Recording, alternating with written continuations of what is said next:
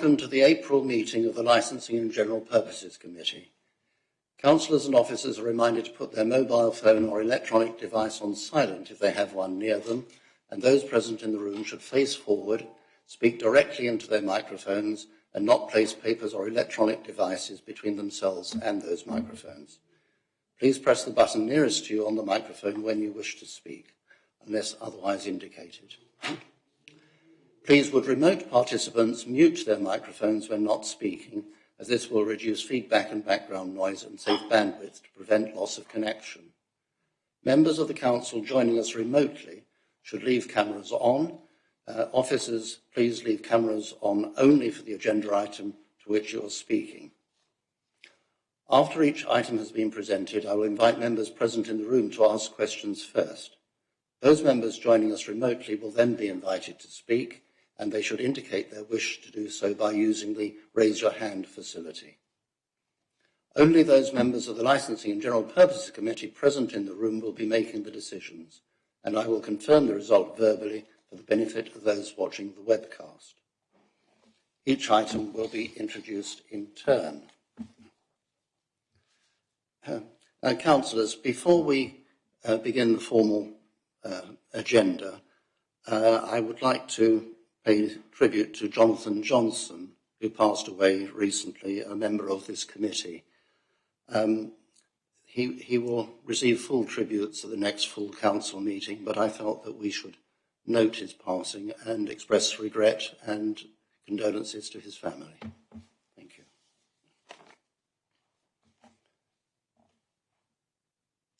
First item on the agenda is to sign the minutes of the previous meeting. They have been circulated, all agreed? Agreed. All are agreed, and I shall sign.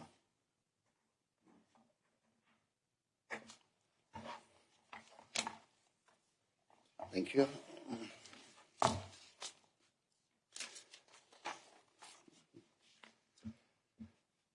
The second item on the agenda is apologies, and we have apologies from Councillors Hacking, Harmer and Curtis.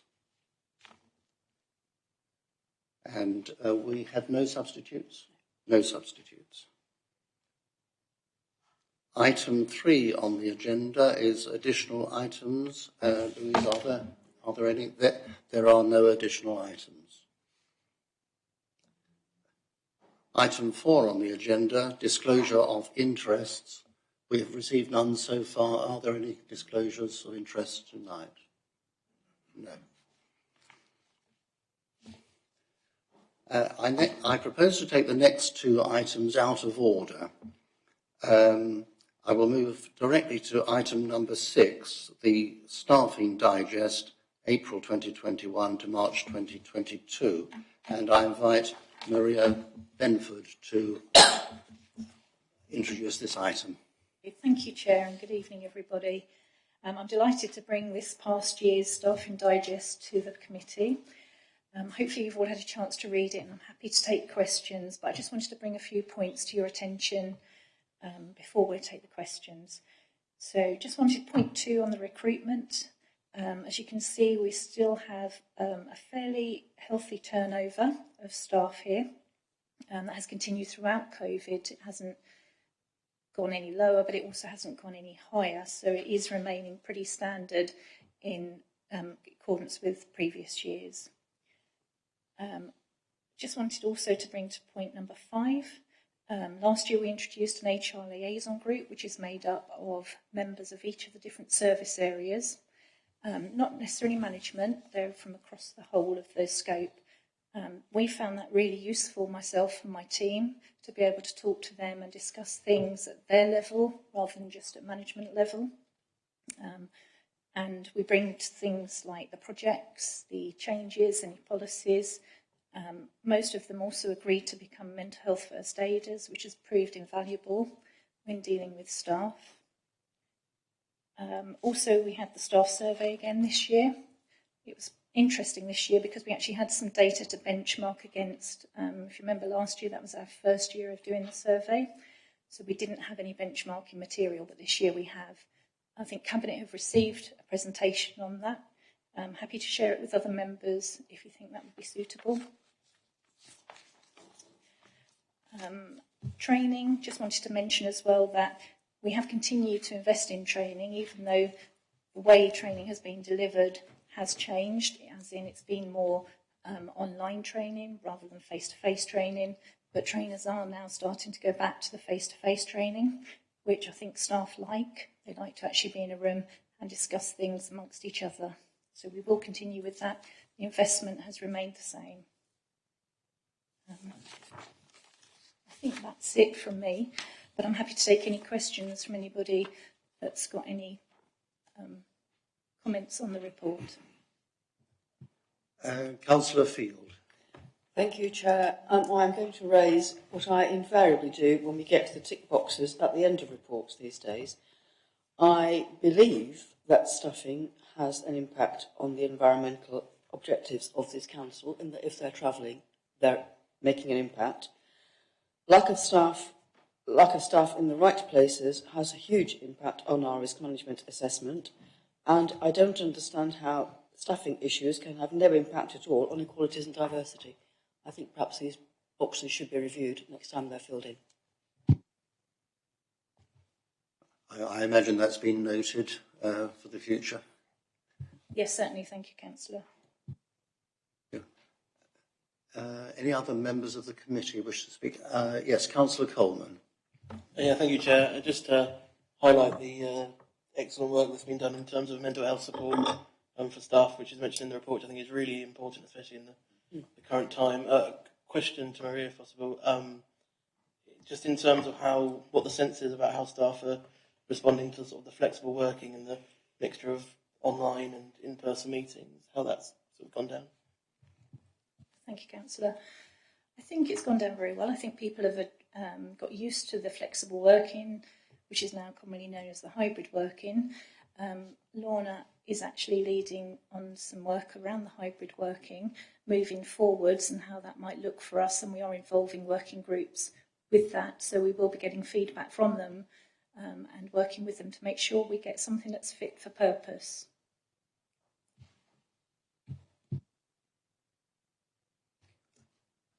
Councillor Cortell. Thank you, Chair. As the majority of councillors present haven't yet seen the staff survey, is this a reasonable basis for noting this report on the basis that we cannot discuss that part of the report? Thank you, Councillor. We don't necessarily report all of the results to the councillors, but there is a presentation, as I said, Cabinet have received, and I'd be happy to share that with the members of this committee as well. I can send that to you straight away after the meeting. If you'd be interested and you want to see that presentation, it's not a problem at all. The point I was trying to make is that perhaps in future it might be helpful to receive the staff survey ahead of this meeting, so that comments can reasonably be made. Thank you. That's your call. I can send that. Whenever we've had a survey, you can have those results. That's not a problem. I didn't know you wanted to see them beforehand, but we can certainly do that in future. Thank you. Councillor Timpey, I apologise. My inexperience, I didn't see your electronic hand go up. That's okay, no problem. Thank you, Maria. This is a good report.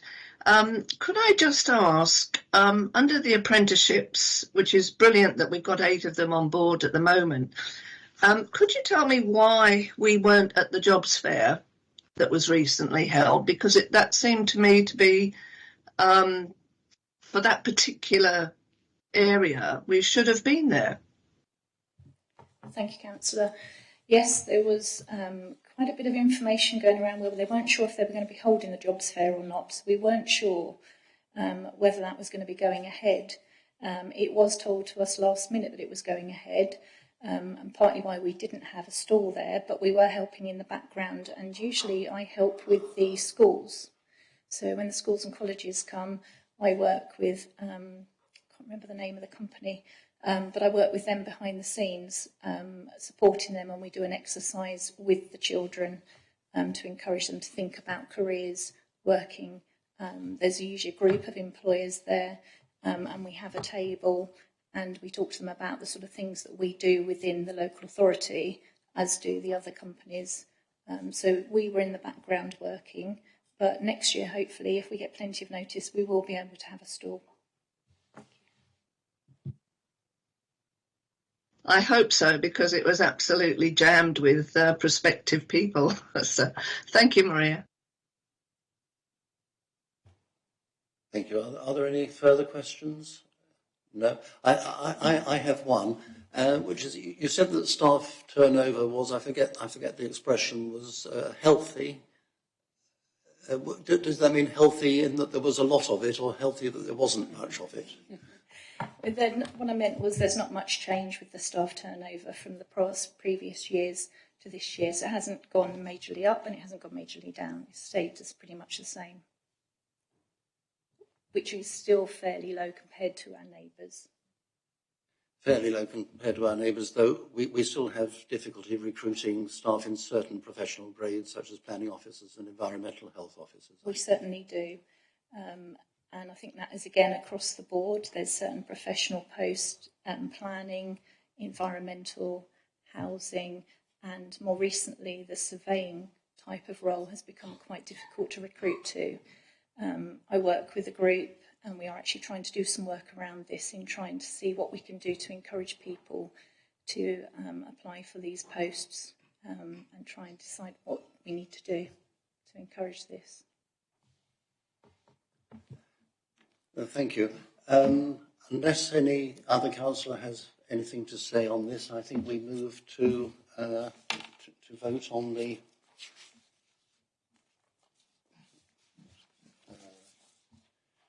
vote on the staffing digest, which is really to note the report. Is simply to note the report. Do I have a proposer for that? Councillor Coleman. Thank you. Councillor Coleman proposing and Councillor Madeley seconding.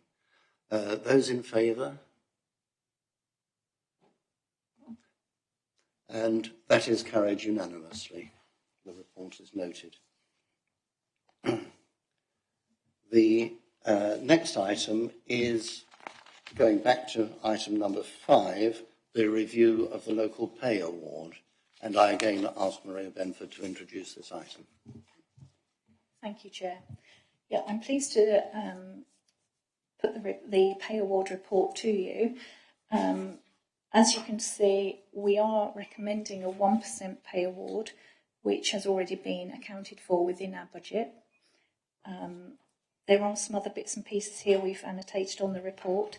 I have been made aware that Unison would like to, for us to consider a 2.5% award, which is in line with our neighbours at Wilden. But we must remember that Wilden didn't pay an award last year. So whereas we did pay our staff a 1% pay award last year, Wilden did a 0%. And that was broadly in line with the government, who were recommending that local government did not pay any award. Our other neighbour in Hastings are on the national conditions, and the national conditions were finally agreed at 1.75 for last year. So they're having to back pay the 1.75 in line with those national conditions agreement. They haven't agreed their agreement for this year. They're still working on it. Being last year, it took them many months to agree it. I'm sure this year will be pretty similar. So I'm not expecting news on that imminently. We do still have recruitment issues within those professional posts that I spoke about in the earlier report. I am doing a piece of work with the HR officers group, and we are doing a comparison exercise for salaries across the East and West Sussex for all of those professional posts, so that we can have a look and make sure that we are competitive and keeping up with our neighbours. I think that's probably it from me, Chair. Thank you for one moment. Do we have Tony Baden? He is here remotely. Perhaps this would be a good moment to hear from Tony Baden about the finances of the council, please. Thank you, Chair, and good evening, members. Maria has covered the main financial impact of the payable in the report. So for every percentage point that it increases, it adds £110,000 to our costs. I don't really think I need to repeat too much about the budget situation. It's quite well documented now. It's been reported all the way through to Cabinet to full council. We are in a position whereby we're using reserves to fund our budget at the moment. That's been very well documented. And that is the plan. That's the financial plan for the organisation for the for the next couple of financial years at least. So any increase over and above 1% will add further pressure to the budget. I think that's probably about as much as I can say at the moment, Chair. And happy to take any more specific questions if that would help. Councillor Field. Thank you. Yes, I'm in full on grumpy of battle mode tonight, I'm afraid. Yet again, the box is empty. There is an impact on equalities and diversity with the pay award. There will be an impact on the risk assessment if it goes wrong, and ditto human rights. But last year and the year before that, and every year I've been on this committee, we've had long debates on this subject, centred around what we can afford, what everybody else is paying, what the effect of automatic increments actually has on the pay bill, whether or not we should be giving a minimum award in terms of amounts of money, and how we maintain differentials. And every year we're promised a review and a paper, and as yet it hasn't arrived. So I think for next year it would be really helpful if we could have a much fuller report and be assured that those items have been looked at and we can factor into our discussions. Well, that is certainly very, very much noted. It's a difficult question, and it does need working on during the year. It can't be done at the last minute, and I think would require quite a bit of clout from cabinet level and all the way downwards to achieve it, and a big commitment all round. But yes, we have repeatedly had the same discussion. That is very true. Does any councillor have questions for Tony Baden or for Maria Benford on this subject? Is the only Councillor Brown? It seems an incredibly difficult scenario. This, we're needing to employ staff. If we don't pay the wages, we won't get the staff. We don't have the money to pay the staff that we do have. It seems an awfully difficult situation that we are in, because if we don't pay the wages, how are we going to employ staff? But I'm just reading through here that the national pay negotiations for local government hopefully will be expected in mid-May. What happens if they advise an increase above what we're discussing here? What would happen in that situation? I think the answer to that is that we are not on the national pay scale. We don't follow the national settlement. We make our own settlement. I think, and Maria is nodding there. I can help there. Yeah, we're on local conditions here, so it is your decision. The national conditions, the only council locally that's on those is Hastings Borough Council. Everybody else is on local conditions. They do have an impact. We do look at them. But as I said, in the last couple of years, it's taken them quite a while to actually negotiate with the unions and agree their settlement. So that actually only came in the new year. That actually only came in January this year. So. Thank you, Chairman. Can I just ask that if we decide we won't issue a pay rise, what do you think would happen to the morale of the staff? If they say, I'm sorry, no money, we're not going. With inflation, as we all know, at the moment is spiralling out of control. We're living in an incredibly expensive time to actually live, to feed, clothe, heat, travel, everything. What would happen to the morale of the staff if we decide not to give up 1%?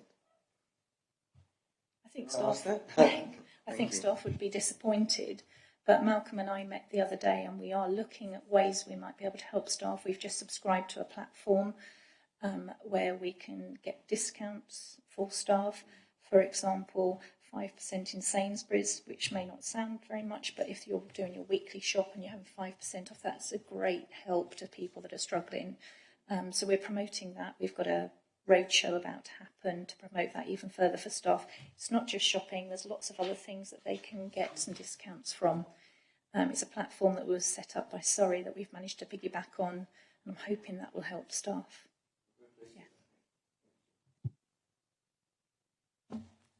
Yes, I think I just should say at this stage that this isn't the absolute final end of decision here. The purpose of the discussion is to inform the council when negotiating with the unions.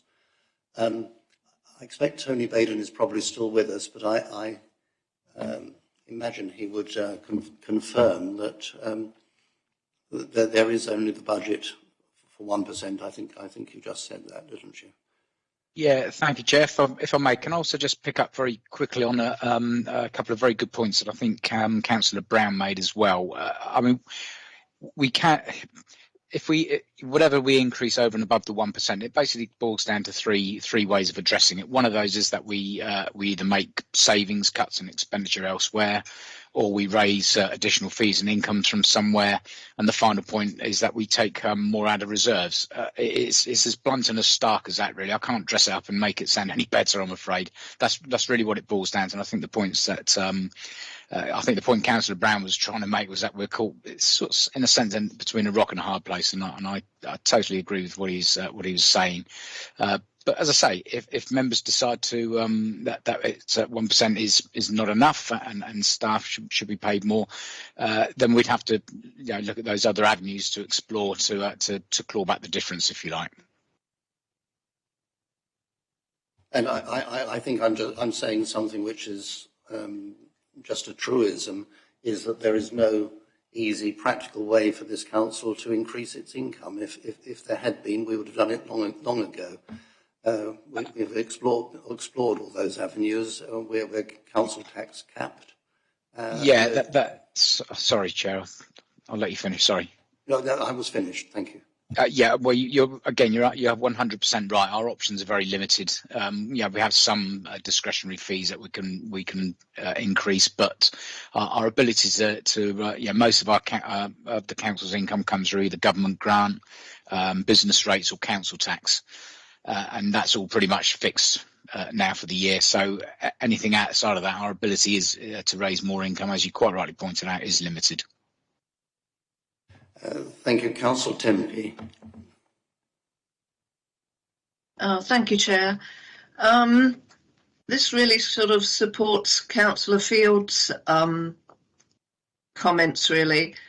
We go round and round on this, and it bothers me that the percentage for the people at the top of the pay scale is a lot more than the people at the lower end of the pay scale. And I thought at one point we had discussed some sort of monetary amount to try and offset that at one point. Does anybody else remember that? And I think last year we awarded the 1% pay rise, but with a proviso of a minimum of £250 rise for any one individual, and Maria is nodding to that. And we could recommend something similar this year, I'm sure. Yeah. I'd be interested in what Councillor Coleman thinks, really. Strange to relate, Councillor Coleman had his hand up, so Councillor Coleman, please. I'm quite interested in what I think as well, unsurprisingly. I have to agree wholeheartedly with Councillor Field's comments. I'm quite disappointed. Sort of every year we seem to ask for a review into this, because the way that the reports happen to work is we get the cart before the horse, but then we get the horse before the cart, and then they're never together. We never actually get to change I'm not going to stick to the metaphor. We never get to change the direction of said horse cart. My personal view is I think it would be a bold move, but perhaps now is the right time for such a move, especially with the current crisis, for this committee to recommend what Unison have recommended, which is a 2.5% increase. Obviously, I'm aware of what Mr. Baden said, and I'm aware without sufficient financial support from the national government, which, it must be said, has left local councils high and dry for years now, and as situations get worse nationally and locally, we find it harder and harder to even just pay our staff what we feel they deserve. But I think it would be a bold move, and as I say, perhaps the right move for this committee at least, to put forward that our steer is to go as near to that 2.5% as is possible in those negotiations. Failing that, obviously I'm very proud of the fact that we pay the National Living Wage Foundation's minimum to those staff on the lowest incomes, but perhaps we could find a way to boost that for those particular members of staff, so that we can guarantee that no member of staff at Rother District Council is going to be struggling beyond their means as much as we can do. Obviously, I also speak as chair of the Anti-Poverty Task and Finish Group, and being involved with our work on the anti-poverty strategy. And I think it's important that, as a council, if we're telling people that we're doing what we can to alleviate poverty, we need to make sure that we do so within our own staff as well. But it's a very sad situation. I think that we're not able to pay staff what they deserve. But then I know businesses, everyone across the country who is looking at their staffing pay aren't able to pay staff what they're owed, I guess, in relation to the cost of living. But I think it would be a bold move for us to push for that 2.5% as this committee. Obviously, that's not the final figure, but I think it would send a message to staff and to the unions that we're going to do what we can as members to push back against what is an awful situation. Chair. Councillor Stevens.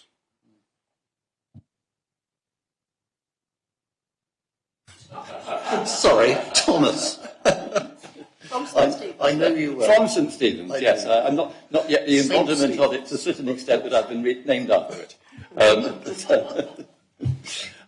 Chair, I have a great deal of sympathy with the general approach Councillor Coleman has outlined, and I think we need to be mindful of striking some kind of a balance between our services on the one hand and our staff on the other. And our staff have actually had a decrease in their standard of living over many years. Last year with a 1% increase, inflation running at 4.9% officially by the Bank of England. Actually, the real figure for many people on low incomes, different from that because of the way in which the retail price index is calculated. And we all know that when inflation takes place, it's the poorest who suffer the most. And if we look at what's likely to happen in the next year, the Bank of England is now saying 8% is what they're expecting by the spring, and they're expecting it to rise to 10% by the end of the year. Now, that is a massive deterioration in the standard of living of our staff. And it's one that I think the people around this table would not necessarily be able to contemplate with equanimity. Okay?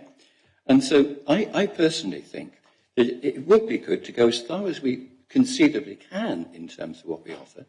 But in terms of this notion of having some kind of minimum that we offer, I don't think we necessarily have to wait for a full-scale review in order to make a decision along those lines. We could say we don't want the increase to be less than that for any of a particular sum for any of our workers. And so I'd like the negotiating team to bear that in mind, because I think one of the things we should be trying to do is do something about poverty, including the poverty of the people who work for us. Thank you. Yes, and of course, last year we did something very similar to that. So we can make that recommendation. Councillor Field.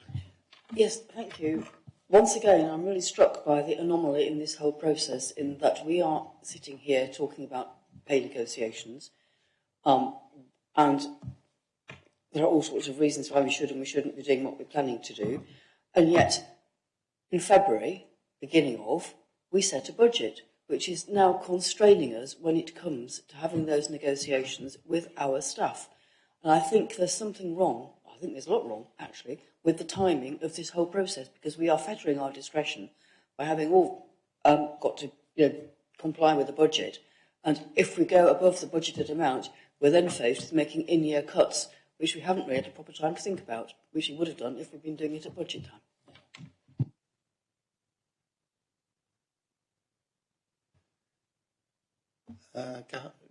Councillor Coleman first.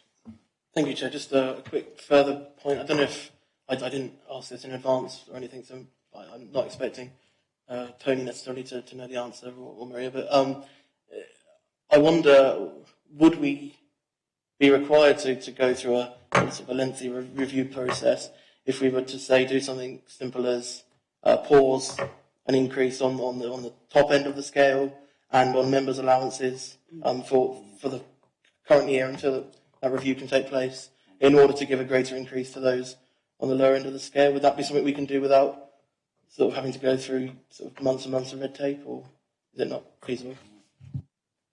Can Maria answer that? I know the councillors' allowances are linked to staff pay, and it is a formal link.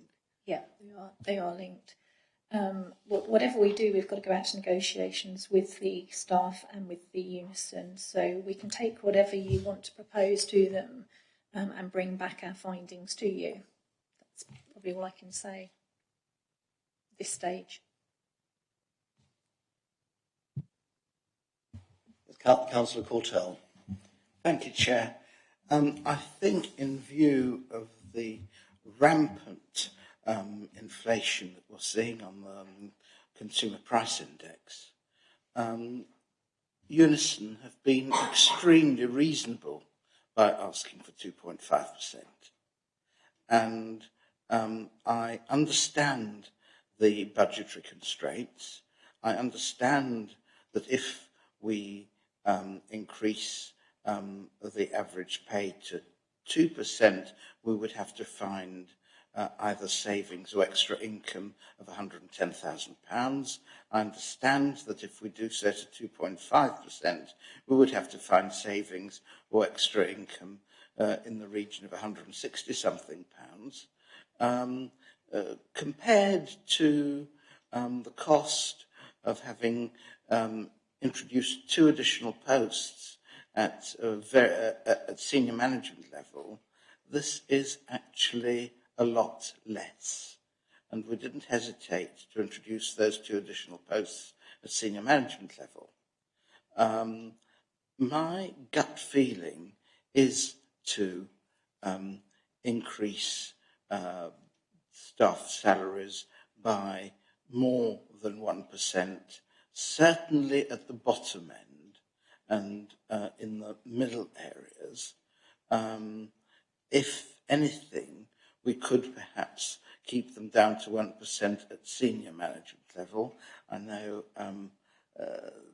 certain officers here will feel uncomfortable about this, but I think in a difficult situation, that's possibly a reasonable way forward. I think we certainly need to go some way towards what are the very reasonable requests Unison is making by perhaps thinking about 2% rather than 1%. Yes, thank you. And just picking up on a couple of points there, councillors have made on the timing. We are where we are, unfortunately, and we have to see what we can do. Circumstances have changed substantially since the budget was set, of course, but then, of course, circumstances could change again. We are living in a very uncertain time, and we're not used to that, or at least those of us who remember the 1970s probably have some idea. But circumstances could change one way or the other. We don't really know, and of course we don't quite know what the government, central government, is going to do about anything. In relation to paying staff at the top less, a smaller increase, and more to people further down, we can make that recommendation. But I think Maria would have to take it away and provide us with some alternate figures that we could move forward with at our next meeting in July. Councillor Field. So to confirm and clarify what you're saying, Chair, is that we have got this sum in the budget of a 1% rise. but we don't have to apply it evenly across all the staff. So we could use it to help those at the lower end of the pay scale, accepting those at the top end, for whom 1% is a hugely larger sum of money than those at the bottom. We could try and even things out like that, could we? I mean, I hesitate to say we should freeze members' allowances. I think we do. But because we don't know the individual circumstances of each member, and I wouldn't want to put pressure on my colleagues to feel that they had to agree to a freezing and a pay cut. And in fact, those of us who are claiming allowances and are of pension age are getting an automatic pay cut anyway, because we're paying national insurance for the first time for some years. So bearing all those things in mind, we might not want to freeze members' allowances, but personally I would support that we do. I think we have to make a statement. Yes, with members' allowances, as Maria has pointed out, it is a formal link. We can't just sever it tonight. There's a process that would have to be gone through. I think for the benefit of people listening remotely, members of the public, just to put things in context, a member's allowance is just over £4,000 a year. Committee chair might get another 2,000 or so, and cabinet members a bit more, and so on. But the basic allowance is 4,000 a year. It's not a huge sum for the work that councillors do. Yes, it gives a message to the public. If we were to make a sacrifice, then of course perhaps staff would understand that we have sympathy with them, which we do. So yes, no, that is something which could be considered. Except the problem is the formal link, which we don't have the power to break tonight. Did you wish to respond to that, Maria? You were... No? Just to say that, yes, the members' allowances are directly linked, and would normally, the same increase would be applied the following municipal year. But because we've got the elections next year, there'll be a new members' allowances agreed that will then take effect at that point. So that would be from 2023. Yeah. Yes, from May. Yes. Yeah. From May. So we could say that we feel that members' allowances should be frozen from next May. But of course we can't bind our successors because we don't know who will be elected. But we could certainly express that hope, I suppose, that wish. Councillor Madeley. Thank you, Chairman. If we were to go down the route of splitting the increase between, say, 1% and 2%, where would we make that split? Does anybody know? Or would it be our decision to make that split?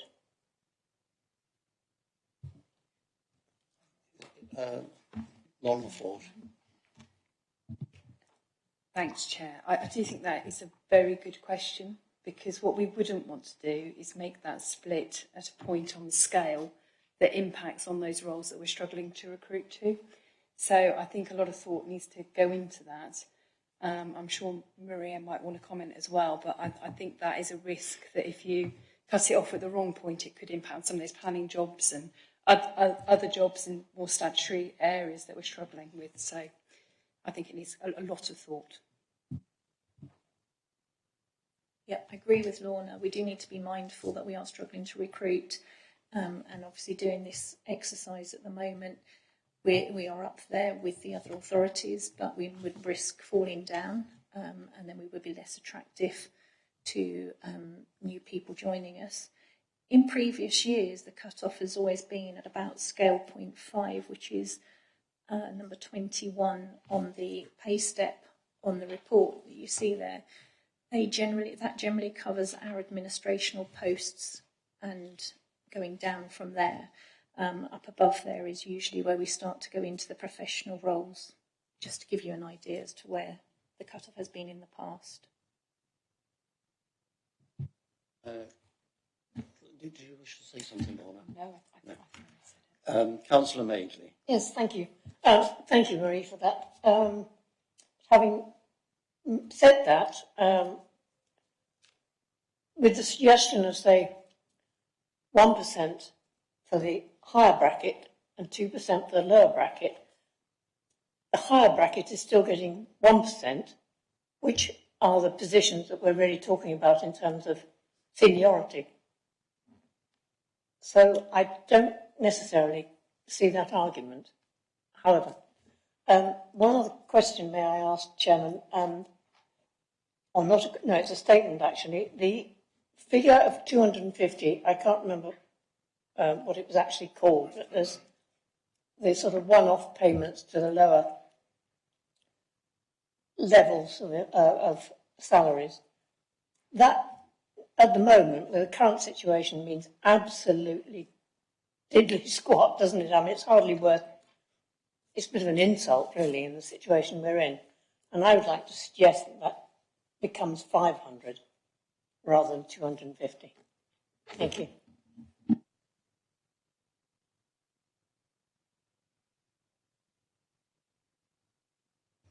Councillor Courtell. May I ask at what scale the problem in recruitment is? I mean, we've got a chart on page 6, I think, with all these S grades and LSOs and MGs and so on. At what level are we having difficulty recruiting? There was page 3, I think. Maria. Yes, I can help you with that one. Generally, the professional post started about an S6. Some of the trainee posts started about an S4, but generally the professional qualifications come in at about a scale 6, which would be pay step 22 on that scale upwards. So if they start at S6, how high do they go in terms of the area where there's difficulty recruiting? They can go, currently they go all the way to MG1, where we're struggling to recruit to. If we were to increase at a higher rate up to MG1 and then keep the 1% from MG2 onwards, what impact would that have? I think I'm sort of intervene there. I don't think that we can tonight really come to that sort of fine tuning. We can only ask officers and Tony Baden to go away and come back with some workings for us for next time. I think we'd have to be very, very, very careful about tying things down too much. Councillor Coleman. Thank you, Chair. So would it be possible to, because I guess we have to make some sort of recommendation from this committee that can be taken forward in negotiations, that we perhaps a recommendation that gives a steer to essentially increase from the bottom and flatten from the top to counter that as much as possible, and perhaps also a preference of this committee that we would rather go over budget to see staff pay properly than to I mean, other councils may disagree with me, I don't know. That would be my personal preference. If not, then I think an alternative recommendation of within the budget, flattening from the top and increasing from the bottom, with an extra steer to make sure that those on the lowest pay get, certainly the living wage foundation, if not higher, in consideration of the cost of living crisis that we're facing. I think the 1% overall would still honour the living wage foundation figure, but Maria nods to that. I wonder if perhaps we're moving towards some sort of conclusion. Councillor Timpey's hand is up. Councillor Timpey. Thank you, Chair. Could I just ask Maria, could you add another column to this report telling us how many people are on each scale? Because it's very difficult to look at this to see what impact what we're suggesting would have. So if you could add that, that would be really helpful. I can send you that. I do have those figures, so I can send that to you after the meeting. If that's helpful. Yeah, that's fine. But I'm just saying for future reference as well, when this comes up again next year, because here we're just looking at, you know, what the scales are. We're not actually looking at the impact of, you know, there are maybe 50 people at, I don't know, level S5 and 2 people at MG5. I mean, you know, it doesn't mean a lot to me the way it is at the moment. Yeah, I can do that. And Thank you very much, Maria. I think for July, rather than next year, in fact. So I noticed on the government website for the civil service, they have a chart showing that over the whole civil service, which are enormous numbers, but they have it very clearly illustrated. Councillor Thomas. Thank you, Chair. I didn't call you Councillor Fairlight. I managed to restrain myself. I think one of the things we need to emphasise here is that the budgetary figures are not actually half as precise as we like to pretend they are, because there are so many factors that we can't calculate precisely. The Council's got 3 different ways of trying to make its budget more balanced. The first is by devolvement to the Town Council. The second is by having an investment strategy to bring in more money. And the third one is to try to increase expenditure. We can't be certain to what extent these particular manoeuvres will work as well as we think they're going to do, or the extent to which those manoeuvres might actually produce a better return than we think they would. And so the amount of money which is at stake in increasing the extent to which we're prepared to go into deficit by increasing our offer cannot be guaranteed with the exactitude that we might imagine it could be. And so I would be inclined to say that, yes, I do agree with the idea that we try and do it in such a way that those at the bottom are rewarded the most and those at the top do make a certain additional sacrifice. But just for the record, I would like to put it on record, just as last year I voted for a 2% increase rather than a 1% increase, I would like to make it clear that I actually would prefer us to be able to go to negotiate on the basis of 2.5%, because I just don't think it's right that the people working for us should have to have such a remarkably disastrous decrease in their cost of living and us to vote for it. So just for the record, I'd like to say that I personally would be inclined to say we should try to go for the 2.5%, because that's what I think is fair. Thank you. Councillor Field. Yes, thank you. I have a lot of sympathy with Councillor Thomas, but equally I'm very aware we have set a budget, and I know budgeting isn't a precise science. But what we're asking today, I think, is to give a steer to the negotiators, which is why I would like to second Councillor Coleman's second proposal, which was flatten from the top, increase from the bottom, within the 1% overall spend.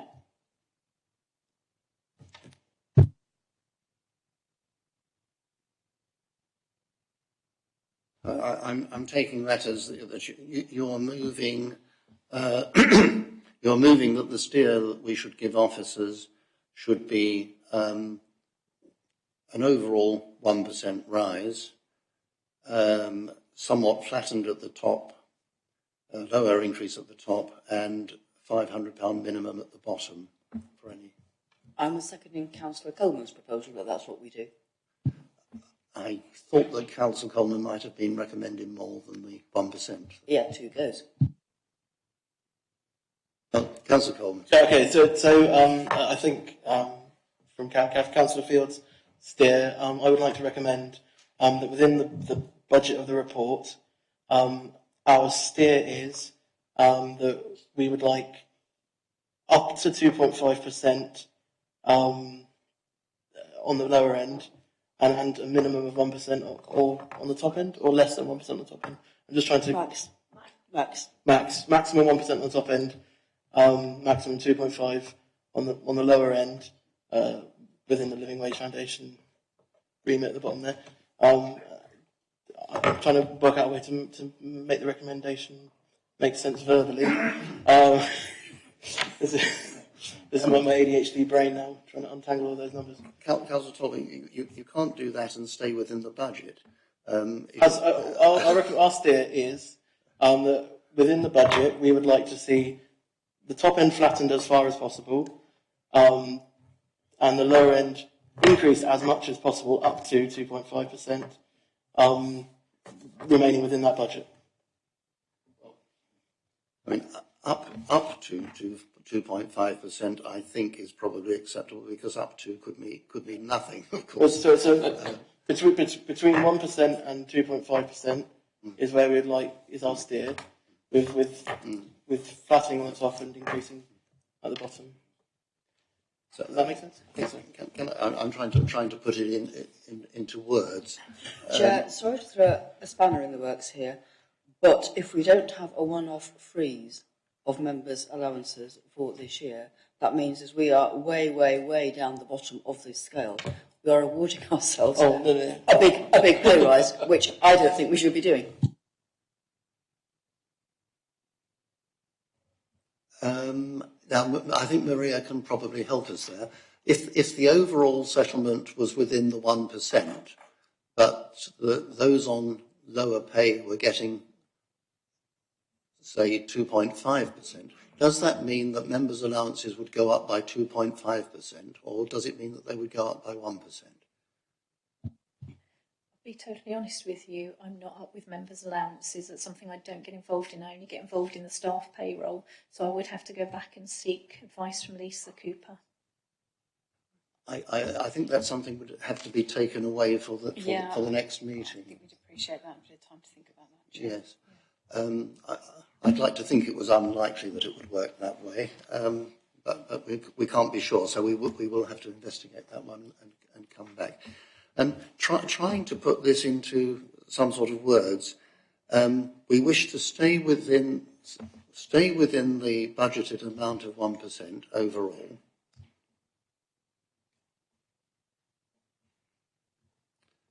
We would like to let staff at the lower levels have up to 2.5%, and that would be bound to have the consequences for those in the higher pay brackets, where they would inevitably, I suppose, get less than 1%. So, is that in sufficiently clear terms? We did have a proposal about the minimum of £500. Is that also part of that package? Please. I would like that to be part of my recommendation. Chair, might I just say something quickly? Yes, please. Yeah, the total members' allowances, I've done a very, very rough and quick calculation, but it's in the order of about 220,000, something like that. Any sort of increase on that, you're talking about a couple of grand a year, 2-3 grand a year. You could simplify it by not really worrying too much about meddling with whatever increased members are awarded. It's in terms of the budget problems that we have, it's not going to affect us an awful lot one way or the other. So that might just simplify the proposal a little bit. That's all. But as I say, I'm happy to take your steer on it, and I can work with Maria on knocking up some figures. Yeah, that's helpful. But I think what councillors are concerned about is the presentational thing to the public and to the staff. But I take on board that the amount of money involved isn't very great. Councillor Coleman. So just to, do we need to include something about the members' allowances within the recommendation? Because if so, my steer would be that because we need to lead from the front on this, and because we're not able to offer staff what we would want to offer them, I think as members, our steer should be that as far as possible within the rules and the way the council works, we want to avoid any increase in members' allowances at the current time. I think officers will need to come back in July with having researched what the effect will be of any particular settlement on councillors' allowances, and we'll have to consider it then. I think that's how we'll have to deal with it.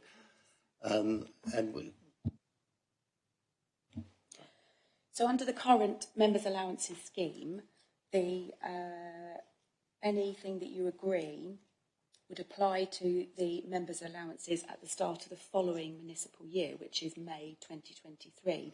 But because we have the district elections in May 2023, a new scheme of members' allowances would then be approved to take effect at that time. Yes. So under normal circumstances, what you would agree, the staff increase would be applied to the members' allowances. But because the district elections, you have a new scheme at that point to take effect. So what you're looking at tonight will not go on to affect members' allowances for next year, because a new scheme would be approved at that time. I think that answers that. Thank you, Louise. Thank you. So I don't think that the members' allowances really seem to come into it very much from the purposes of this year, and the new council will have to decide in accordance with the electorate's wishes, no doubt, as expressed then. So can we move forward? We have a proposal that we stay within the 1% budget, that we try to give up to 2.5% or £500, whichever is the lower perhaps, to the lower paid staff, and that will have to be worked by giving lesser increases to higher paid staff, and for officers to report back with some figures, alternatives for next time, having considered the effect on recruitment in hard to recruit grades. Yes? Maria is nodding. Do I have a proposer for that? I'd like to propose that, Chair. Councillor Coleman has proposed, and Councillor Field seconds. Those in favour? 1, 2, 3, 4 in favour. Those against? 1 against. Where's Councillor Thomas? Thank you. So that, I think, concludes that discussion. Thank you all very much. That was difficult, and we live in interesting times. The next item I have is item 7 on the agenda, which is the surveillance activity annual update and CCTV policy. Again, I think this is Richard Parker Harding, please.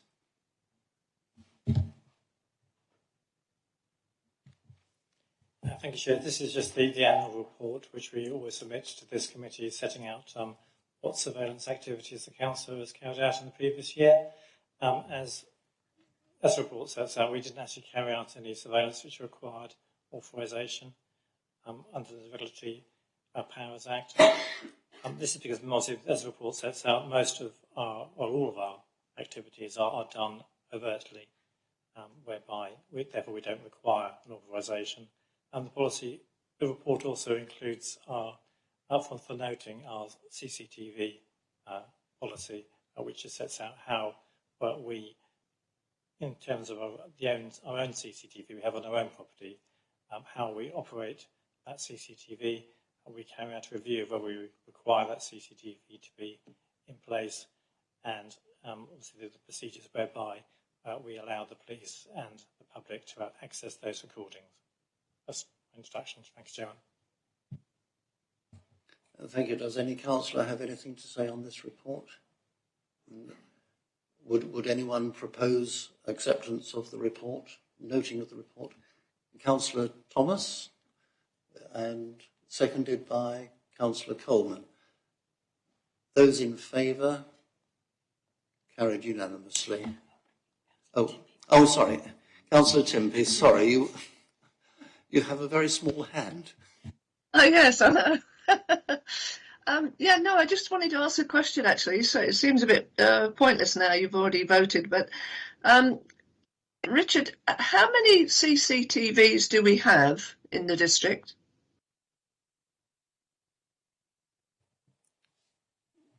Obviously, there's two sets of types of CCTV. Obviously, we have the CCTV cameras which are in the street, which, although the council pays for the maintenance and repair of that CCTV, those systems, is actually under control of the police at Eastbourne.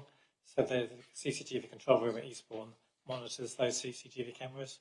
We also have about half a dozen CCTV equipment on our own properties. We have CCTV at the Polegrove, at the museum, and others built obviously at the town hall itself and other locations around the district. And those CCTV systems were put in to detect crime and also to try to prevent crime happening.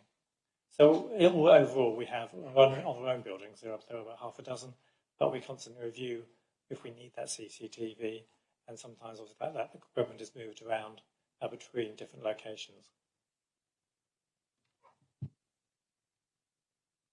Sorry, Richard. So, because we're constantly getting requests for CCTV all over the place, how do we actually make a decision about whether that's going to happen or not? If it's a request for CCTV in the street, then we would obviously need to discuss that with the police and find out whether that was justified. And then obviously there will be a cost involved in installing the CCTV.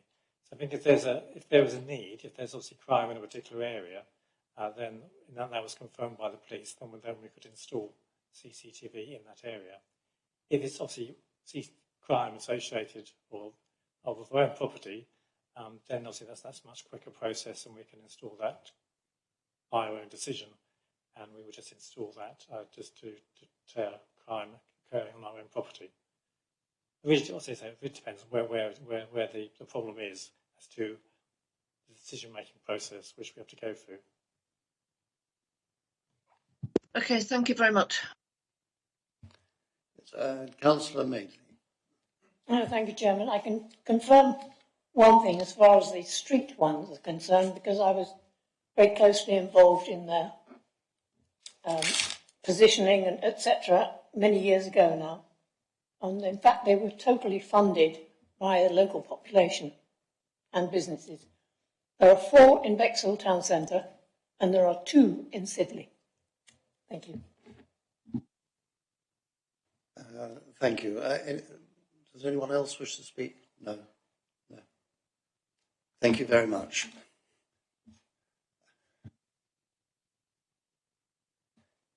And the next item is item 8, which are taxi standards, statutory taxi and private hire vehicle standards. And again, this is Richard Parker Harding, please. Thank you, Chair. This report sets out the government's report on taxi and private hire vehicle standards, which is published in 2020. This guidance aims to standardise taxi licensing conditions across the country. We've gone through the government's report and highlighted where we do and do not currently comply, and that is set out in Appendix A. You will see from Appendix A that generally we are complying with the government's standards. There are a few minor areas which we can easily remedy, but as the report sets out, there are some more major areas which we are recommending that the Council adopt.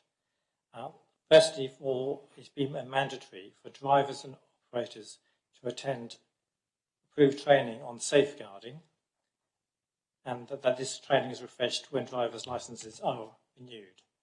We have obtained funding from the Rother Community Safety Partnership to provide all existing drivers with safeguarding training over the next 6 months. And the recommendation is that then will become mandatory for all new drivers, and that drivers also attend the training when their licence is renewed.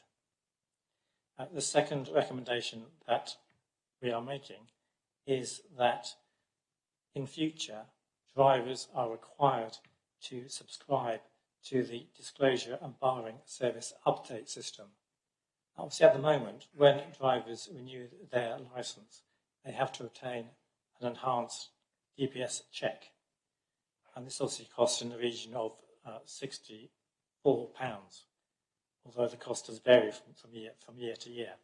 But if drivers do avail themselves of the updating service for £13 a year, that means their DBS is automatically updated and they don't have to do a completely new application every time they renew their licence. So effectively, it's cheaper for the drivers to subscribe to the update service, and if this also means the council can go online and check any recent convictions which drivers may have. So it's much better for the authority and much better for public safety for it to be made a requirement for drivers to subscribe to the DBS updating system, because it means the authority can then check whether they've had any convictions have been received during the course of their licence. Finally, the other area which the council does not comply with at the moment in accordance with the standards is requirement for CCTV to be a requirement in all hand-carriage and private hire vehicles. At the moment, if a driver chooses to have CCTV in their vehicle, then they must comply with the council conditions. But we don't make it mandatory that drivers do have CCTV in their vehicles. There are quite wide implications if this did become a mandatory condition. The data protection legislation is very strict, and if we did make it a requirement that CCTV is required in all vehicles, then the council itself will become the data controller. So we would have to control how the drivers were operating the CCTV in their vehicles. So it would be quite an onerous responsibility on the council, and there are also IT implications in storage of those images. So therefore, as a first step, I'm proposing that we consult the trade and the public about whether or not CCTV is required in vehicles that operate in Rother, and then we bring back those recommendations to a future committee meeting for members to decide whether or not we should make CCTV mandatory.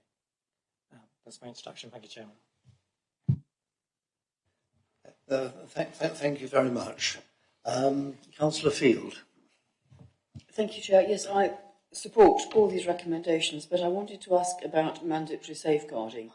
We have a system of penalty points for misdemeanours by taxi drivers. If they wouldn't do it or weren't complying with the training they'd had, would that be automatic disqualification? Ms. Richard Parker Harding. What I'm proposing is that we require all existing drivers to undertake training within the next 6 months, because we have an agreement with West Sussex County Council to provide that training for £15 per driver. But we also have received a grant from the Rother Community Safety Partnership to fund that cost. Then it will become a requirement on renewal for drivers to have done that training and do refresher training. Any driver that has not undertaken the training within the next 6 months would therefore be referred to the taxi licensing panel for consideration of whether they still remain a fit and proper person, given the fact that we have provided this training for them to undertake. Thank you. Councillor Thomas. Thank you, Chair. This is an area where I think the Council is particularly strong, both in its policies and also in its practice. And so I think everybody concerned with that should be congratulated on the very high standards we maintain in this area. I was particularly interested in this CCTV issue. It's interesting what it's got to say under 5.2 CCTV on page 26, where it seems that the government wants us to carry out a consultation, as you've said, on this. And it seems to me that one of the reasons for these changes was because of the recognition by the government that a taxi is essentially a potentially hazardous environment for both women and young children in particular. And it's fairly obvious how CCTV could be used to make that a safer environment, but it's also fairly obvious how that could be misused and to make it a less safe environment. So it's a very interesting issue. But what I'm fascinated by is that you say here no consultation will be undertaken in 2022. I think it's a very good idea to consult, but I think the quicker that consultation takes place, probably the better. Thank you, Chair. Yes, is there a reason why not consultation sooner? Thank you, Chairman. What the report means is that we haven't carried out consultation so far, and we're proposing to do it in 2022, this year. So we will be consulting this year. Well, whatever it says, I take Richard Parker Harding's word that that it will be done.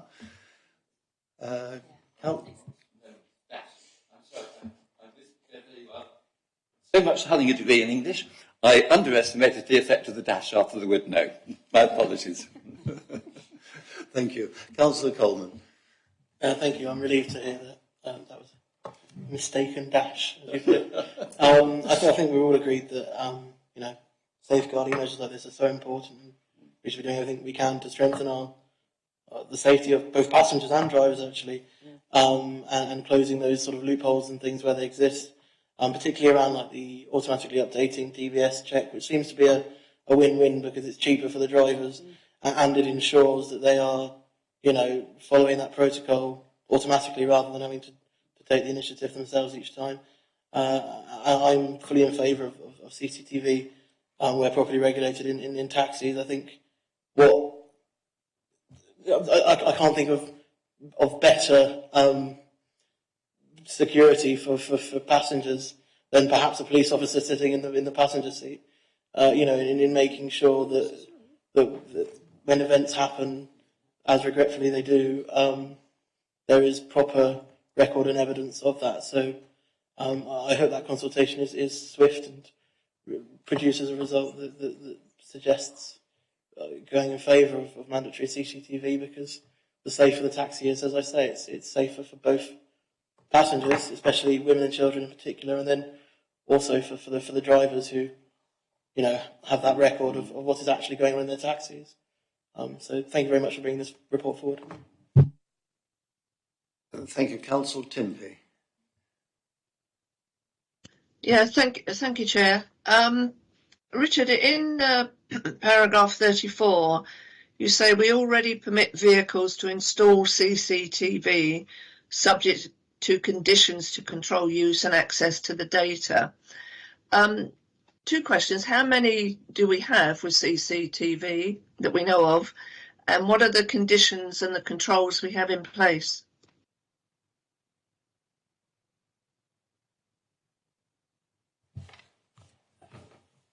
Yes, thank you for the question. Actually, the numbers of vehicles with CCTV is very small, and probably only a handful of currently licensed vehicles that have CCTV, and the conditions are around the fact that the CCTV must only be used during the course of the journey, and that the passengers are aware that the CCTV is operating, or if there is any audio being recorded, and obviously that is then switched off at the end of the journey. The key condition really is around who controls the data. The data must be held by a third party, and that access to the data, the images and the sound, can only be requested via the council. So that you can't know. So therefore the data actually, the images and the sound is secure, and only if there is an incident would the council or the police would have access to it. So the whole idea is that the images of passengers and the sound recordings of passengers cannot be viewed by anybody else. It has to be controlled. It's held by a third party, and access is only available via the police or the council. Thank you. Councillor Field. Thank you. I'm sure the answer to this is implicit in what you've been saying, but the CCTV and the recording equipment would, I assume, be of appropriate evidential standard, because not all CCTV is. Yes, the standard has to be such that it will be used for residential purposes by the police. The recommendation is that the report be accepted. The responses in Appendix A be noted, changes proposed to comply with standards adopted and implemented. The taxi handbook is reviewed and amended in light of guidance. Thirdly, it be made mandatory for drivers and operators to attend council-approved training on safeguarding, and that it's refreshed when the licence is renewed. That it's made a condition for licensed drivers and operators to subscribe to the membership of the Disclosure and Barring Service Update Service, and the licensing authority consults on the merits of utilising CCTV within taxi and private hire vehicles with other interesting bodies and the public. Is there anyone prepared to propose that? Councillor Field proposes, and I think Councillor Thomas seconded. Yes, we'll take it that way round. Thank you. Those in favour? That is carried unanimously. Thank you very much. Thank you, councillors. And we then move on to agenda item number 9, which are taxi fares, Hackney carriage fares. And again, we have Richard Parker Harding presenting. Thank you, Chairman. At the last meeting, members agreed to advertise an increase in Hackney carriage fares by approximately 10% across the fares table. Following the meeting, the change in the Hackney carriage fares table was advertised and a number of objections were received. And therefore, the matter has been referred back to this committee for determination. The objections related to two aspects of the proposed table of fares. The removal of the enhanced fare on a Sunday and the less favourable fare to be charged on bank holidays.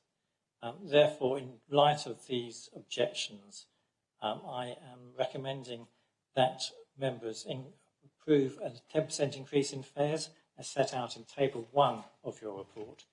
This would mean a 10% increase in fares and an enhanced rate on bank holidays, but would not include any enhanced rate on a Sunday, as I feel that isn't justified, and actually the increase on Sunday of 60 pence is rather nominal, and therefore to simplify the fare card would be better not to having an enhanced fare at all on Sunday. Obviously, since this report was written, there has been significant increases in fuel prices, which are obviously very volatile at the moment, and therefore members may wish to consider whether we should, as an authority, agree further increases in the Hackney carriage fares next year. Thank you, Chairman. Yes, thank you. Councillor Field. Yes, thank you. I think we probably should, but I would very much like this authority to be taking the initiative in introducing electric taxis in the district rather than just paying more and more and more for fossil fuels. I take that as a comment. I think it's beyond us today. It's a comment. It's not, yes, within our remit, I think, to make that decision now, but I very much welcome being able to make it in the future soon. Councillor Coleman. Thank you, Chair. Echoing Councillor Field's comment, and also I did have one concern prior to this meeting, which Mr. Parker Harding addressed, and I wonder if he could perhaps relay that information publicly as well, just because I think it's quite useful to know, which was in terms of our neighbouring authorities, particularly Hastings, because there is obviously this issue with, with taxis locally being undercut by particularly actually private hire vehicles from Hastings, which I know is not as relevant, but still an issue. And I didn't want our fares to be going up disproportionately to neighbouring Hackney carriages and neighbouring taxis, because obviously then people might go elsewhere for their taxis. Yes, thank you for the question. Obviously, I'm very familiar with the Hackney Carriage Fares regime in Wealdon, and obviously I'm aware that Wealdon have just increased their fares by 10% as well, and that will come into effect on the 9th of May. With regard to Hastings, Hastings is a slightly different situation than our own, because in Hastings they still limit the number of Hackney Carriage vehicles that they license. They limit the numbers of plates, so it's a slightly different regime that they operate. But I did inquire of Hastings what they were intending to do this year, and they are effectively increasing their Hackney Carriage fares by 12%. Although they tend to, because of it being an urban area, they make the increases in the flagfall rather than the mileage rate. But effectively, what Hastings are doing is increasing their fares by 12% this year.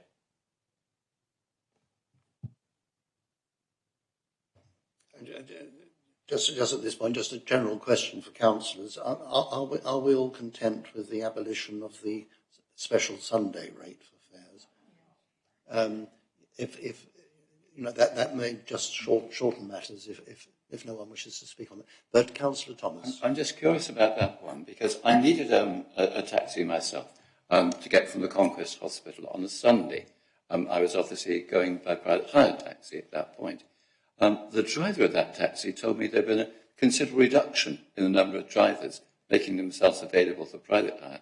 I was going to ask you whether you knew whether this also applies to Hackney carriages, and also whether you have any sort of information about how available taxis are on a Sunday.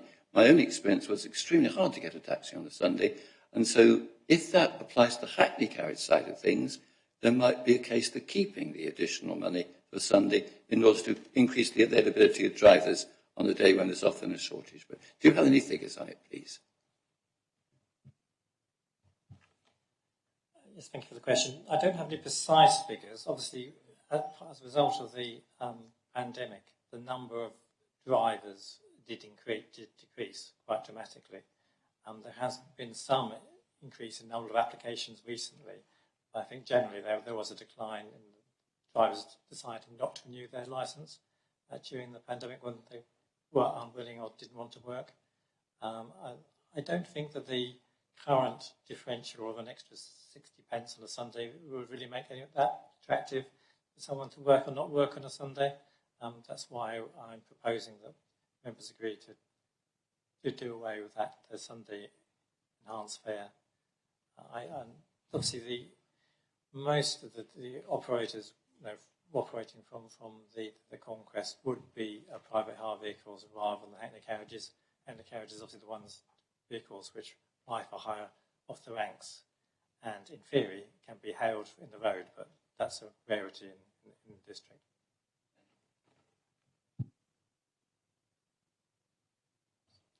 Councillor Cortell. Thank you. It strikes me that if there's a shortage on a Sunday, that rather than reducing the fare on a Sunday, it should be increased, and if necessary, increased by more than 60 pence.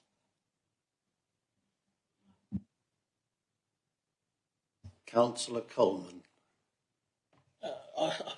I would, without the actual evidence in front of me, I can't be sure, but I would perhaps contend that the lack of taxis around on a Sunday may be related to there being less people in need of a taxi on Sundays, and in fact increasing the fare on a Sunday might detract more customers. So I don't know quite how that balances out in real terms.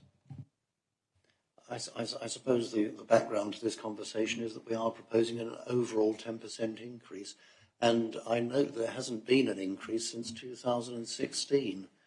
Again, I do think of people watching remotely or in the public gallery, that this is not a 10% over 1 year, this is 10% over 6 or 7 years, and it really is, I think, long overdue, and that may encourage more taxis to come forward and to work every day of the week. I do hope. Councillors. Yes, just say that one of the reasons why people take a taxi on a Sunday is because that's the time when engineering works takes place on the railways, and consequently people want to take a taxi from the station to get from one place to the other. So that there is a demand, but of a particular kind. Thank you. Councillor Cortell. And I would add, Chair, that we possibly need to take into account that some taxi drivers would like Sunday off for family reasons, and therefore we need to encourage them to work to meet that demand. And I would therefore be uncomfortable about reducing the Sunday extra. Yes, it can be seen either way. You might perhaps want to encourage taxi drivers to be with their families sometimes and have some time to themselves. But I think we've certainly the view of officers is that the difference that it would make to the availability of drivers would be very small. It's not a sufficient sum to make that much difference, and we are sort of streamlining the schedule. That is the proposal anyway. I think perhaps we're moving towards a decision. Councillor Madeley. I'd like to propose Appendix A as it reads, Chairman. We have a proposal for that, and in fact it's a three-part proposal from the officers that table 1 be approved. No new objections received to implement from the 16th of May this year. And I think this is, number 3, I think, is amended somewhat, that a further increase, because we don't know the future circumstances as to how things are going, but a further increase is advertised in December 2022. So that's consultation. That's not a guarantee there would be any future increase. And on that basis, do we have a proposer? I revise my proposal on that to the recommendations 1, 2 and 3. And a seconder? Councillor Field.